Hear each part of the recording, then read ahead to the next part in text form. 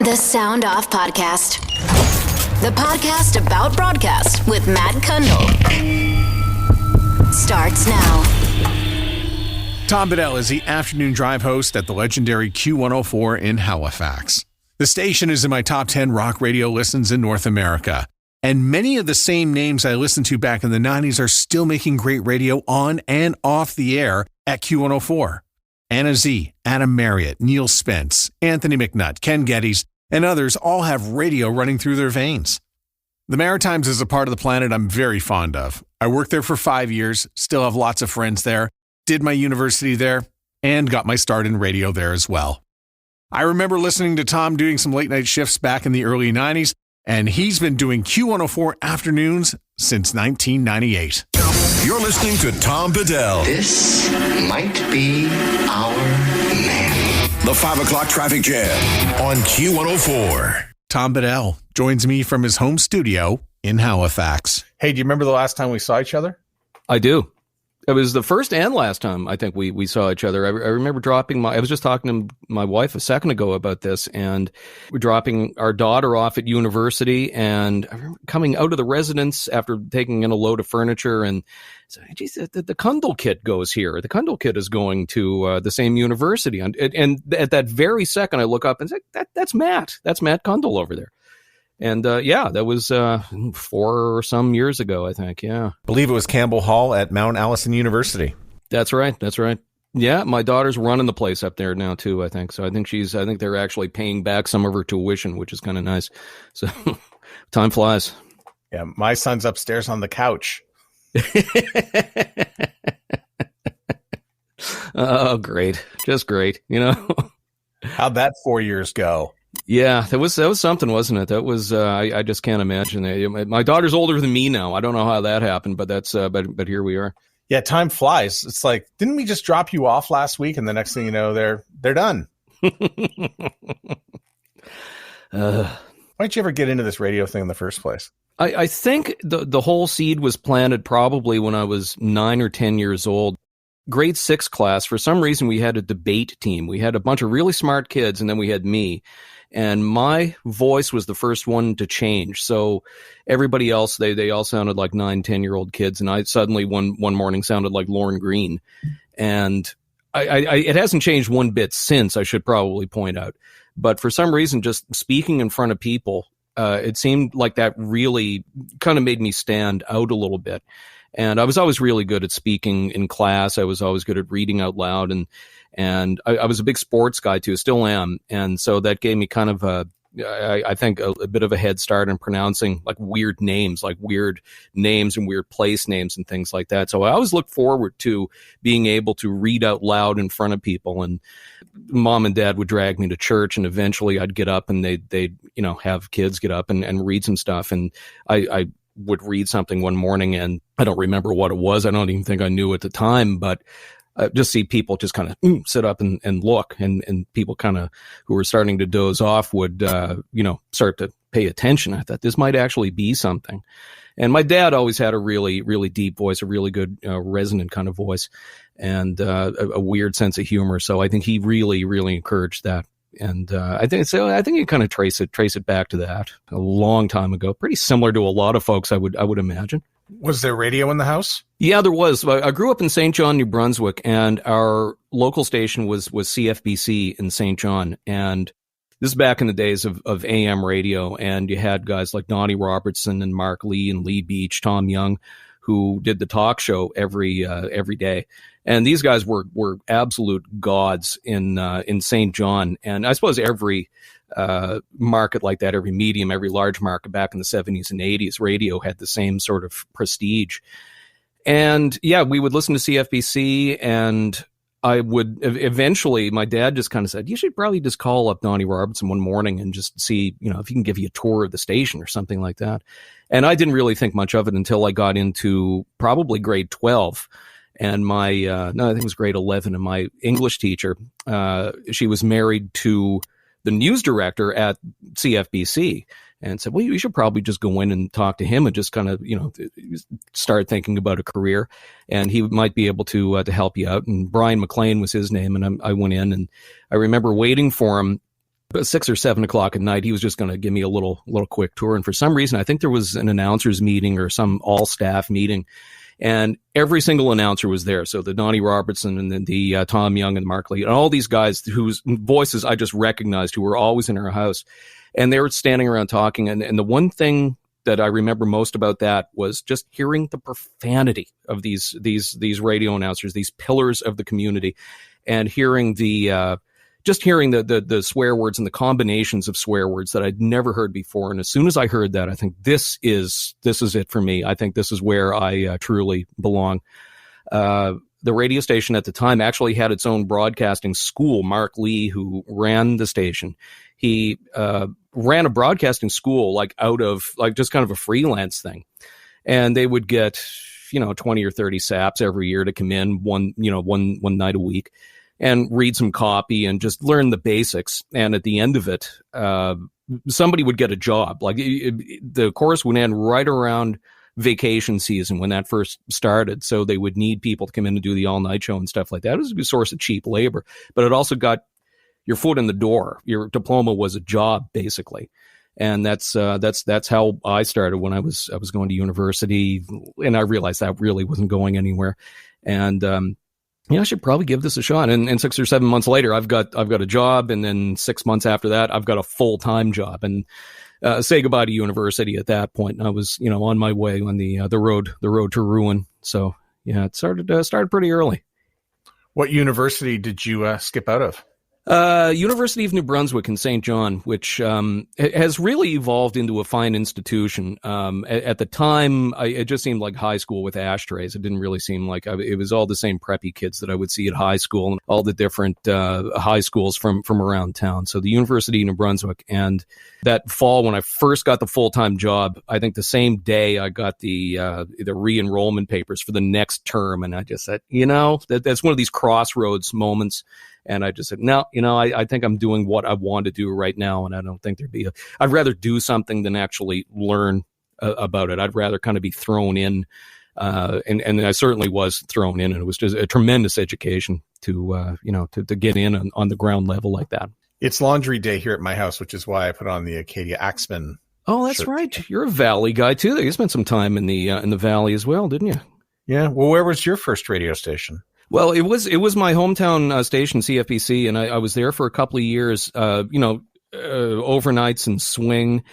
And eventually, I was production manager for a while too, and for a few horrifying months. Like we had Christmas, a municipal, and a federal election all at the same time. So to be dropped into that, and this is in the days of carts and reel-to-reels and stuff like that. It was just sink or swim. And there was a lot of sinking going on there.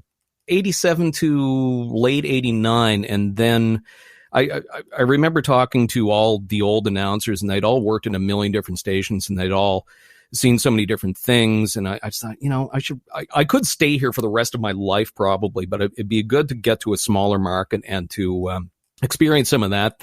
So I went to Woodstock, New Brunswick, where I was actually born. And spent a couple of years as a very young kid, but CJCJ in Woodstock, New Brunswick, Fiddlehead country. Frisky the Fiddlehead was the mascot, and went up there in 1990, and that was a real dose of reality. Actually, going to a small market, and it was a great station. Like, it was so involved in the community, as all good stations are. But all the things that you kind of took for granted. You had an overnight announcer in a bigger place like St. John back in the days when stations had overnight announcers. But here you had to go in the morning, and you had to sign the radio. You had to turn the radio station on. And if you did a shift until midnight, you have to turn the radio station off.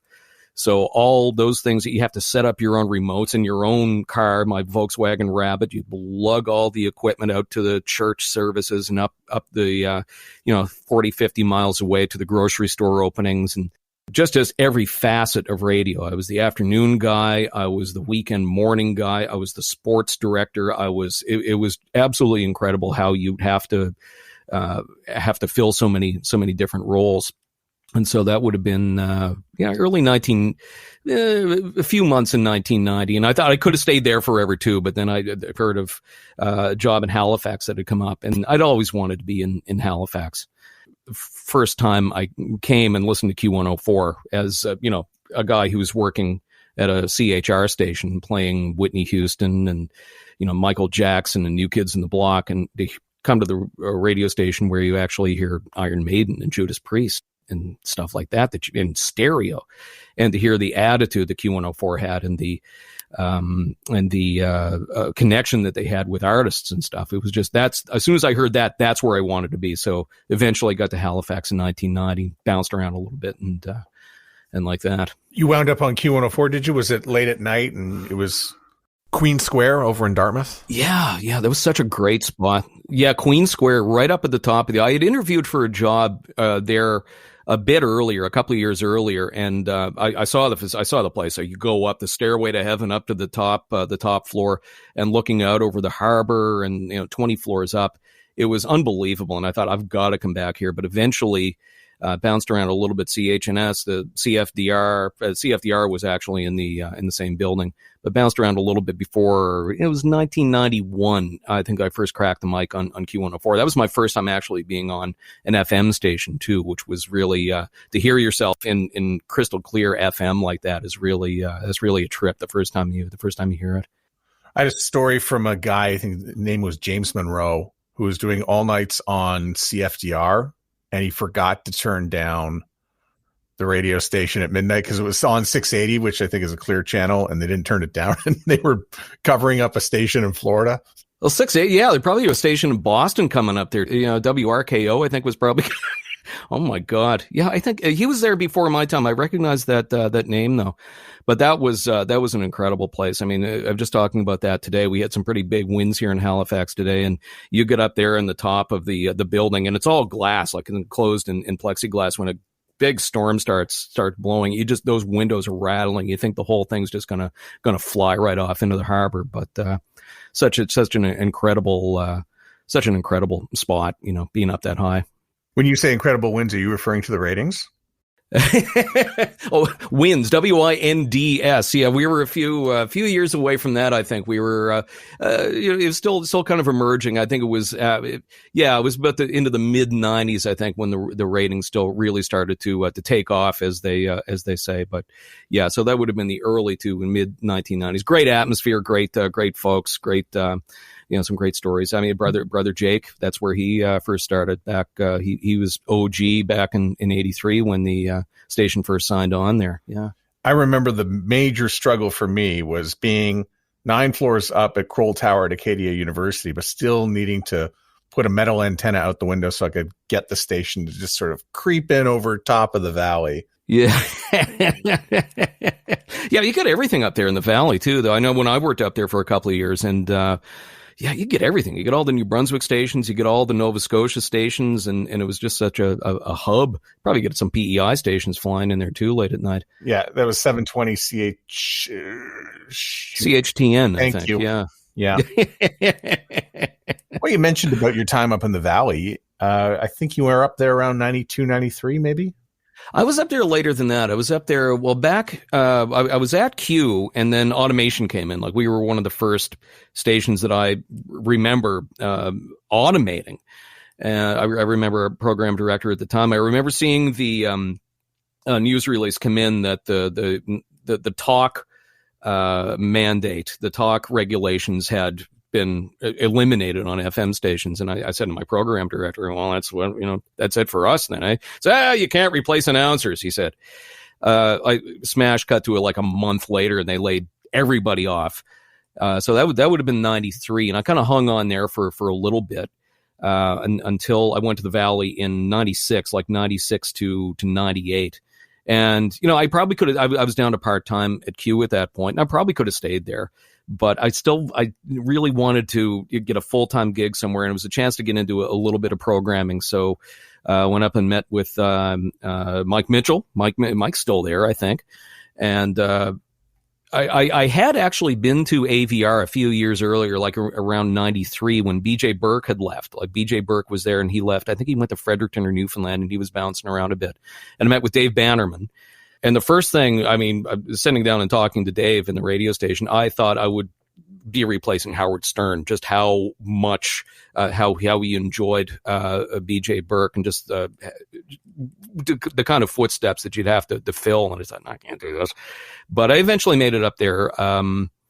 96 to 98. And that was when Neil McMullen ran the place too. And when you look at small market stations, you look at great small market operations, what Neil had there and all the people, what a great team AVR had up there, just the way they, just the involvement in the community. And so many people are still there too, like Darin Harvey still in the Valley. Obviously I was there just before they got taken over by the bigger company. And so a lot of the soul of the station, it just wasn't the same after that. So I was pretty fortunate to get up there for a couple of years while it was still classic AVR Magic 97, and it was just a terrific time. I still love going up the Annapolis Valley. That is still we were just up there last week. It's such a gorgeous spot, and so proud of their radio too. Great market.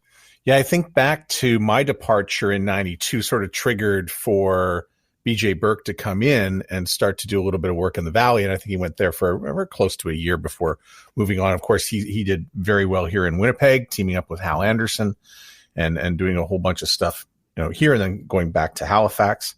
You mentioned sort of 96, 97. I got to have a drink again with Neil McMullen, the owner of Annapolis Valley Radio, and Diane Best. They came out, I think it was a Canadian Association of Broadcasters or some sort of crazy meeting, but it was so good to, have a drink with them in Edmonton. I think I was the only person that they really wanted to have a drink with in Edmonton that time. But, Neil sold it shortly after that. And wow, what a character he was, owning those, the FM radio station, and of course the Annapolis Valley, radio network, which is 4 sticks going, I think, from Digby, Weymouth, Middleton, Kentville, and then Windsor. And of course, the next stop down the highway, you arrive in Dartmouth, Halifax after that. So. Yeah, and it was a one of a kind thing too. Like the late H.A. Dave Morrison, who passed away a couple of years ago, who was the engineer, and just a legend. He pretty much invented that. Like he tried to explain how that all worked, like getting all the different stations, all the commercial feeds on the different stations. And it was just amazing how that worked. And it was just a really a one of a kind thing. I was at CFBC a couple of years. I guess this would have been, late 80s. And a bunch of the guys from the management from AVR came in. They would just do these little tours every once in a while and just kind of tell you how they did things. And Dave Bannerman was there, Neil McMullen, and Dave Morrison, and we thought they were all nuts. Honestly, what are these people doing? But it was so successful and it was so unique and it was so just so one of a kind. And I was just so glad to actually be part of that, even just for a couple of years. It was just terrific. Well, they were nuts. I can't believe I sent my tape in just for a summer job, and there I was working with nuts. It was unusual. It was really, quite a lot of unique minds, and they had the fortitude. They had they were given the rope by the owner, Neil McMullen, who said, yes, go ahead, give it a try and do it. A lot of small markets can be very rigid. Neil wasn't. No, not at all. Like, and of course, when the owner has the private line into the control room, that's always trouble. And that's, but my first night, actually, I'm still learning the board. I'd gone from a place that had been automated back to a place where you're playing CDs, like you're playing scratchy CDs, and you're putting them in the Denon CD, not even the Denon cartridge CD players, but like the regular Yamaha CD players are all scratched up, and private lines ringing. Tom, it's Neil McMullen. You sound great. It's like, oh god, well, because there have been far worse conversations than that, probably involving Neil, but we always got along great. He was just such a pistol to be around. Broke the mold, but he may have broken it himself. He may have thrown it up against something, and that was the end of that. So after AVR, did you head back to Halifax? Yeah, I did. I was so that would have been 98, and right around the time that our first daughter was being born. The November 98, J.C. Douglas, who you've talked to here, he got a job on TV, breakfast television, and I'd first heard I heard like some sort of rumor, and then I called, and eventually they called me back, and I got the job. I mean, you wait. I didn't think that JC would ever leave. He was such an institution there, and got offered the job. I was in the delivery room, having our first daughter, and talking to Terry Williams, who was the program director at the time, and he was offering me the job. Can I call you back? And just oh yeah, don't worry, And so that was November. Yeah, it was October 28th, 1998. Julia was born. So I've been at Q for exactly one Julia. So, I mean, we can use that time unit. So yeah, that would have been 98. Yeah. November 98 when I first got back on the Q. And that was it. It just felt natural since then. It just felt so good to be back there. And, it's been great ever since. I've been pretty fortunate to have this sort of run. In just a second, we're going to get into the nuts and bolts of the region. Halifax doesn't get as many concerts as, say, Montreal or Toronto, but when they do happen, they're pretty epic. Also, we talk about what makes the region unique. The music is homegrown and awesome. And we'll talk about some of the people who have passed through the Q104 studios. And what are some of the things that make Q104 consistently number one since the 90s? Grab a Keese, or a Schooner, or a Moosehead. And a reminder, you can also surf for more at soundoffpodcast.com. The Sound Off Podcast with Matt Kundle. How do you explain the longevity of the radio station? It's been legendary since it launched in 1984. It's gone through, a few phases here and there, but it's been rock solid as far back as I can remember. Why is that? Well, the number of people that I talked to who remember that day that we signed on, we just had our anniversary here, November 28th, 1983. Like that's when we first signed on, and the number of people who, I was in high school, I was in junior high, and there was a time like a few weeks ahead where they were just testing the signal, and they just play music, straight up music, no announcers, and they would play like classic rock, which hadn't really been explored in Halifax. But the number of people that have been with us since the very beginning, like the loyalty is absolutely incredible. If something sounds a little hinky, you're going to hear about it pretty much immediately. It's really amazing to just be even a small part of this. Like you look at when it signed on with Jake Edwards, people still talk about Brother Jake.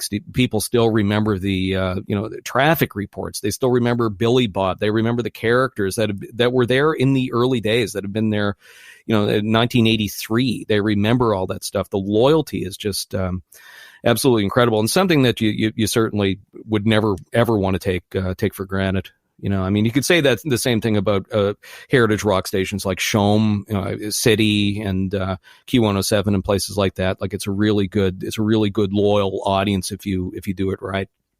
I give the station a listen every once in a while, and I still get excited when a song comes on a legendary station like Q104. And it's not just the people who remember the beginning of the radio station, because I've got the numbers in front of me, and you have a 14.1 share for adults 18 to 34. So, and most of those people, not even born when the yeah.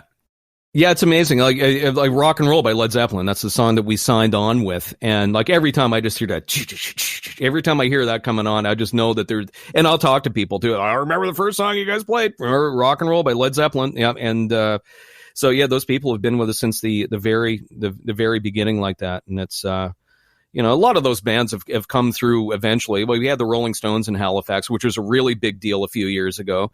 And everybody will eventually come through here. Paul McCartney came through, did a big show in Halifax Commons back in 2009. And, just the rock audience. I mean, there's so many knowledgeable music fans we have here too. And they've really stuck with us, for the most part. It's really gratifying. I love how the station transcends generations, but the talent does as well. You and Anna Z, who's been there longer than you. Yeah. Y'all don't sound old. Thank you. That's best compliment I'm going to get today. But we play the new stuff too, and I do the Route 104 every Sunday night at 9 and play so great East Coast rock. Like we've got a really good we're because of geography mostly, we don't get a lot of the big shows. But so as a result, we've kind of had to make our own fun for so many years. We've had so many great East Coast bands, and especially in the last, I've been doing Route 104 since 2000. The number of people that have come along. I mean, the Trews, I think that's the first time the Trews ever had any sort of airplay was on Q. Matt Mays, another guy who's really, I remember the first time meeting this guy. We've got such a great music community here too, like not just music fans, but actual musicians that have come through. It's a really great market for that, really very fertile, and so many different genres too. So yeah, it's always there's always something new coming along, and I just love hearing new music. I love hearing the classic stuff, but I also love hearing a new band. Who are these? Greta Van Fleet. Who are these guys? Like this is incredible to hear something new like that. That kind of keeps it. That really keeps it fresh. Try to explain the concert dynamic to our global audience, because the Maritimes is sort of located a little bit away. There's no real tour through there. Like, how does the economics of concerts work? Yeah, growing up, being growing up a metal fan in St. John, New Brunswick, and there's no metal there. There's no concerts there. You had to drive to Portland, Maine. That'd be about a 6-hour drive to Portland, Maine to see Iron Maiden or to see Ozzy Osbourne or to see any of those shows. But it's mostly geography, I think. Even Bangor, Maine. Now, if you look at Bangor, Maine, I've got tickets to see the Foo Fighters. The Foo Fighters are playing in Bangor, Maine, of all places, this summer. Hopefully.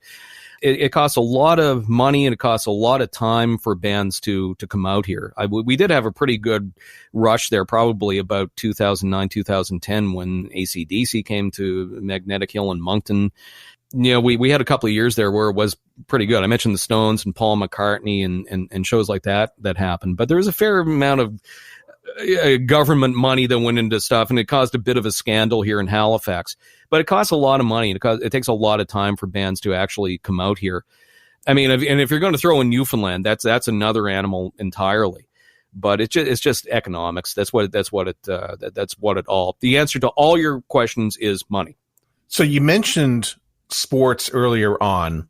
When you're growing up, who do you cheer for? So who do you cheer for? I'm a Boston Red Sox fan, first and foremost. Montreal Canadiens fan, too. Now, we were talking about the Chaume thing earlier, and I just think if I could get into a time machine and I could go back to any time, it would probably be the mid-'70s in Montreal. You got the Olympics. The Habs were good.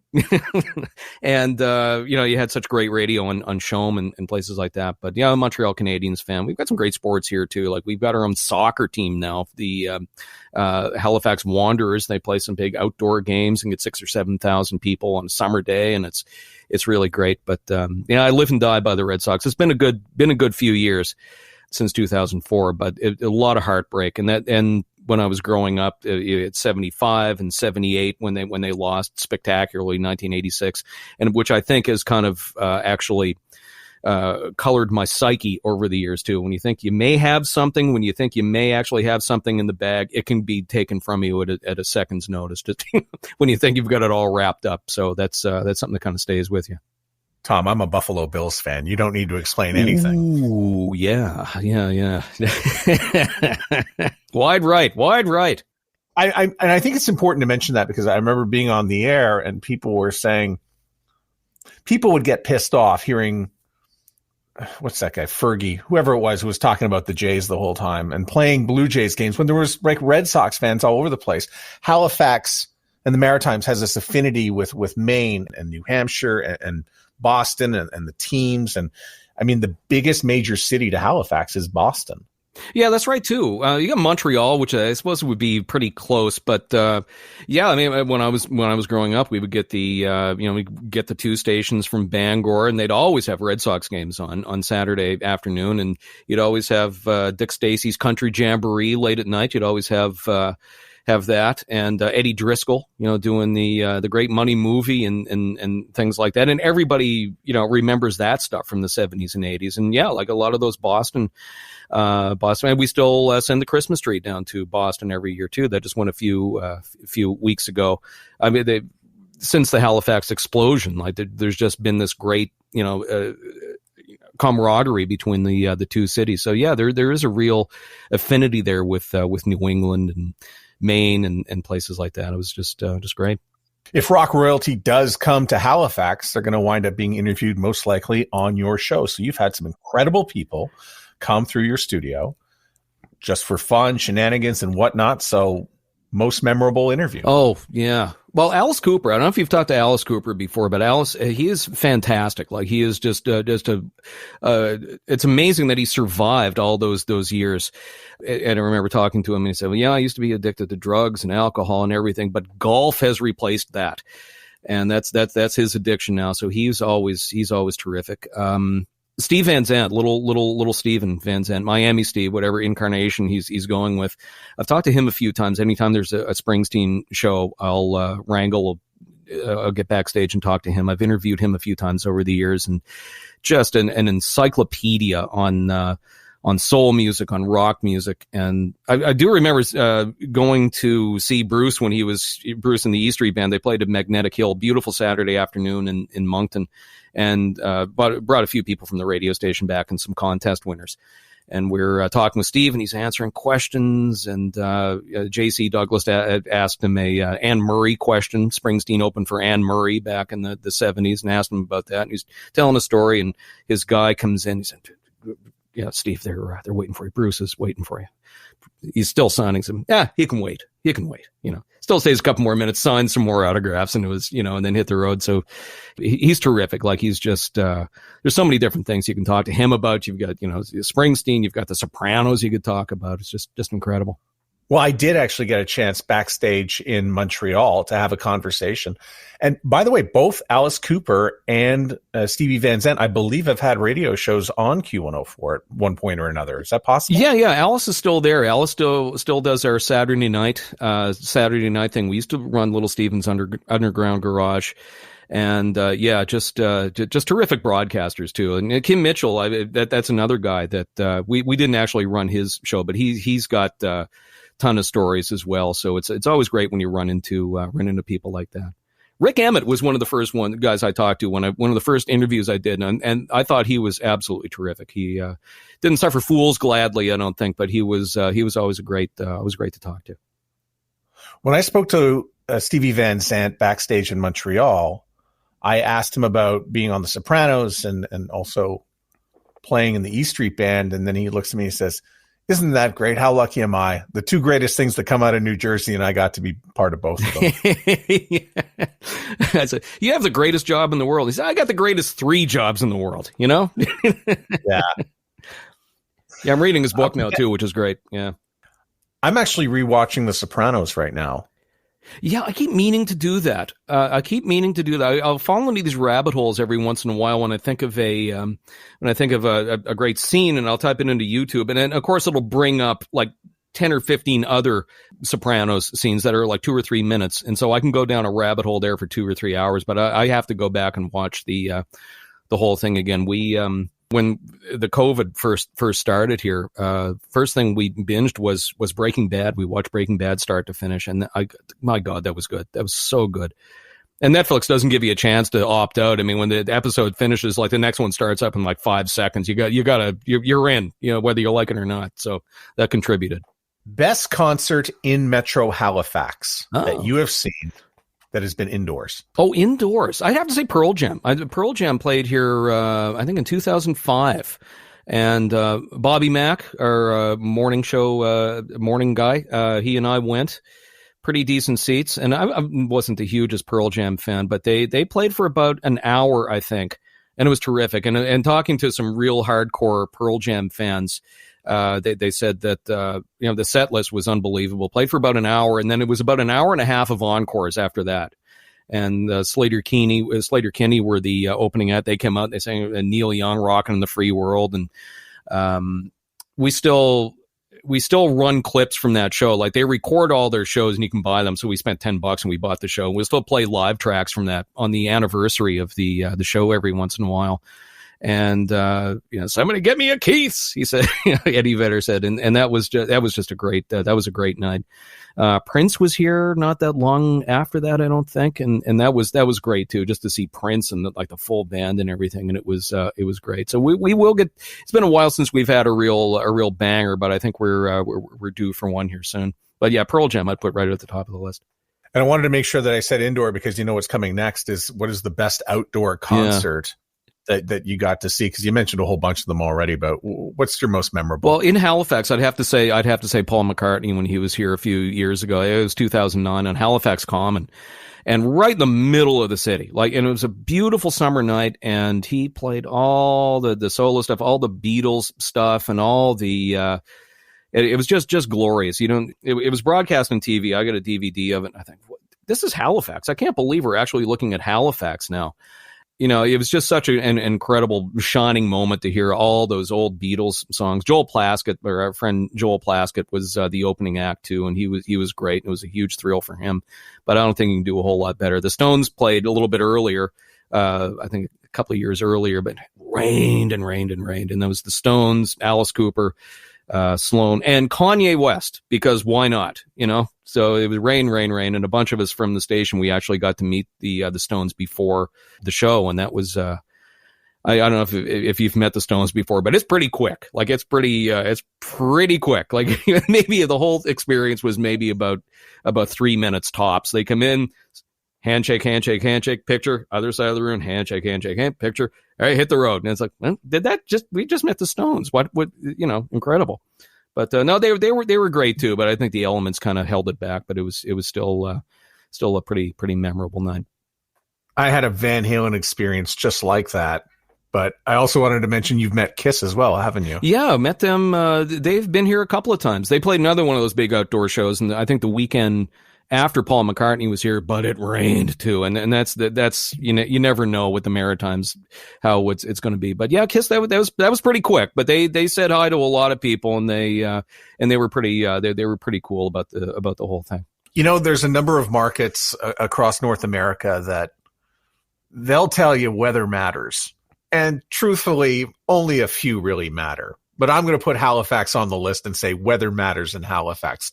Try to explain what can happen. Well, I remember going to see Big Sugar. There was Great Big Sea used to put together these. They were called the Great Big Picnic. And I remember one year it was Great Big Sea was a headliner, and the Chieftains were on the bill. Colin James and the big band, his little big band. Los Lobos played one of them, but one of them, Big Sugar, played. And we were up on the hill. Beautiful sunny day, about noon on a Sunday afternoon. Citadel Hill, sitting there in the grass. And then the clouds roll in, and the temperature drops at least 10 degrees. Then it rains. There may have been a few snowflakes, and then it's sunny again. And this is all just during one set. This is all during a 45-minute set from Big Sugar. He had all four seasons in one. It's nothing to have all four seasons in one day, but during one 45-minute period, it's pretty that was kind of par for the course. Nobody was really all that shocked. It sucked, but it was just, yep, this is what we signed up for right here. So I think that's it in a nutshell. When did you first pick up a guitar? Yeah. I know you play. Oh, I do. Yeah. I don't know how I got started in that, to be honest. But yeah, that was, high school bands, and then just kind of gave it up because I was a metal guy, and there's no way I'm going to be able to sing like Rob Halford or Bruce Dickinson and stuff. But eventually, my friend Stephen Cook, who used to, we were mostly for the Chronicle Herald, was a writer, and he also worked at Q104 doing news in the weekends. He made me a mixtape of like Wilco and Sun Volt, on like Wilco on one side, Sun Volt on the other side, mid-90s. And I thought, God, this is pretty good. I can kind of a lower register. I could sing that stuff, and that's just it's just kind of evolved out of just knowing a lot of musicians and just kind of hanging out, and it's kind of a neat hobby. I mean, I know so many people who do actually know what they're doing. I wouldn't put myself in that, but it's a really cool thing to, get out on the weekends and play some music. I try to keep it separate from the Tom Bedell radio stuff to the Tom Bedell music stuff. I don't really like to have any, but it's fun. Hey, you're in the radio. You're that guy, aren't you? And that's cool, but I certainly don't seek that out. But it's a lot of fun, and it's just it exercises that other side of the brain, especially when you're trying to write it's easy to write songs. It's not that easy to write good songs. And, hearing guys like Springsteen and guys like Jason Isbell and John Prine and things like that really give you something to strive for. So it's a really fun kind of hobby thing to do. But I really enjoy that. Do you play anything? Do you? Nothing. No. I mean, I played a little saxophone, clarinet in high school, but after that, nothing. I was on my way to that too after the Judas Priest cover band we had in high school, and we played the one gig, and I thought, well, that's it, I'm good, and that was it for another 15-20 years pretty much. So it's just a cool hobby, just a nice little way to get out in the weekends and stuff. So for anyone who's listening who is imagining that they too can have a very, very long career on a rock radio station, what are the keys to being adaptive to going through all the changes? Because radio is constantly changing all the time, yet you're a constant. So how did you manage to stay a constant in that framework? Well, there's a lot of luck. There's a lot of hard work, and there has to be hard work and there has to be luck. There has to be a combination there.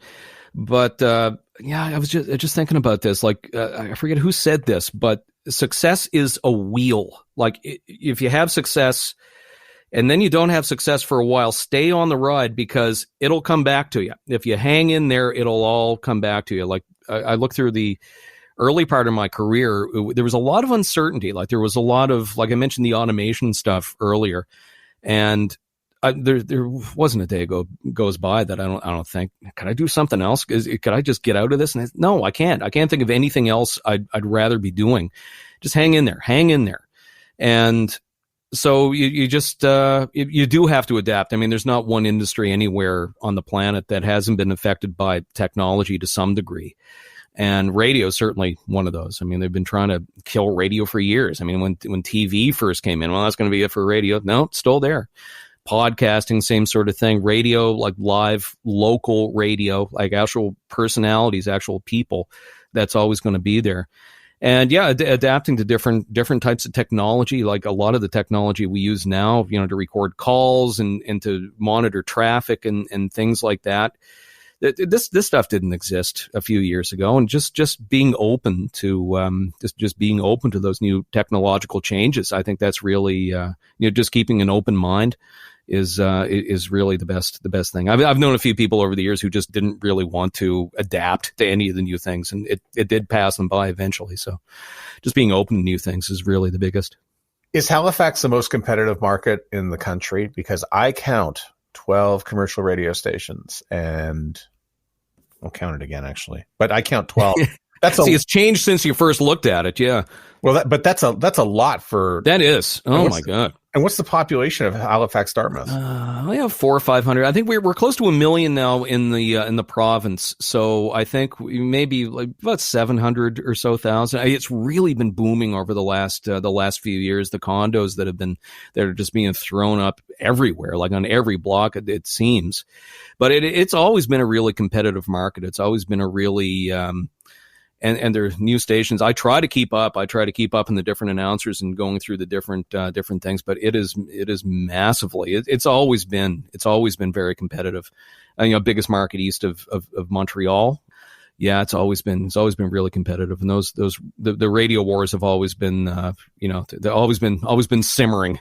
There's always been great things going on between the stations too. I count 12 radio stations. 2 of them are CBC. I know some people say, well, they don't count. Well, yes, they do count. So they count a lot. Yeah. Well, you got community stations all over the place now, too. Like we got a really good, I live in Lower Sackville. There's a good one here. There's one out in Eastern Passage, too, that's always been Seaside FM, which has always been out there, and just an institution as far as community stations. Wayne Harrod, the late Wayne Harrod, who just passed away not long ago, was a real pioneer when it came to community stations too. So, I mean, the number of podcasts that are out here, and there's so many different outlets for people. The CKDU has always had a really good university station at Dalhousie. That's always been a really good, and for all our, Ontario listeners, I said Dalhousie, not Dalhousie, which, everybody, Doesn't that annoy you when you go to Ottawa and they pronounce it Dalhousie? Yeah, it does. The first time I was there, I thought, well, what are you talking about? It's Dalhousie, And yeah, that's a little jarring first time you hear it. What's wrong with you people?